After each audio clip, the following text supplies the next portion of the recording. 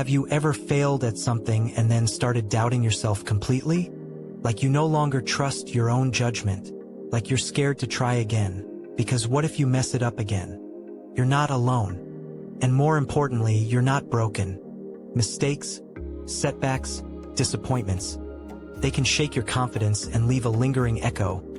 Maybe I can't trust myself anymore, but here's a truth you deserve to hear. Failure is not a verdict. It's data. It's direction.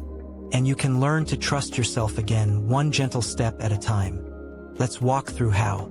After failure, your mind can spiral into a painful loop. I ruined everything. Why did I think I could do this? Maybe I don't deserve to try again. That internal voice, the critic, feels loud. And it's not just the failure that hurts. It's the story we build around it. But failure isn't confirmation that you're incapable. It's feedback. It's part of learning. And learning is how trust is rebuilt. Before you can move forward, pause and reflect, gently. No catastrophizing. No spiral. Ask yourself, what exactly happened? What led to the outcome? What was within my control and what wasn't? Try writing it down without judgment, like you're describing someone else's story. This gives your brain clarity and creates emotional distance. Labeling the experience with honesty, not self-blame, is the first act of trust. You don't have to slap on fake positivity. You don't have to get over it right away. Say to yourself, it's okay that this hurts. It's human to feel disappointed. I'm grieving what I hoped would happen, and that's valid. When you allow emotions to move through instead of bottling them up, you make space for healing. And healing creates room for self-trust to return. Trust isn't restored by doing everything perfectly. It's rebuilt through tiny, doable steps that remind you, I can still show up. Try sending a single email, tidying a small space, taking a walk, writing one truth you've learned. These aren't fixes. They're signals to your nervous system. I can follow through, even after falling. That's how trust grows. Quietly, gradually, sustainably. Ask with compassion. What will I do differently next time? What was out of my control? What strengths did I use, even in the struggle?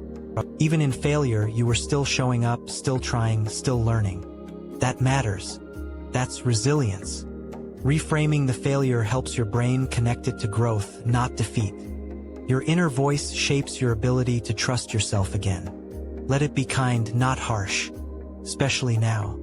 Try repeating, I'm allowed to learn. This didn't go how I hoped, but I'm still worthy. Each small choice is a vote for self-trust. Let these phrases wrap around your inner doubt like a soft blanket. You don't need to be perfect to be worthy. You just need to keep showing up with honesty. I once faced a painful career setback. Something I'd worked so hard for didn't work out, and I blamed myself for all of it. For weeks, I spiraled, overthinking, overanalyzing, doubting every past decision. It felt like everything I believed about myself was crumbling. But over time, I began to rebuild, not by doing something huge, but by doing something small. I named the truth of what happened. I started writing again, not to impress anyone, just to reconnect with my voice. I stopped trying to bounce back and let myself move gently forward. And slowly, one breath, one sentence, one moment at a time, my trust in myself returned. Not because I never failed again, but because I learned I could survive and grow and keep going. If you're feeling broken after a failure, hear this. You don't have to prove anything. You're allowed to grieve, and you're capable of beginning again, gently, slowly, truthfully. Trust isn't a lightning bolt. It's a quiet return to your voice, to your values, to your ability to keep choosing what matters to you. You haven't lost yourself.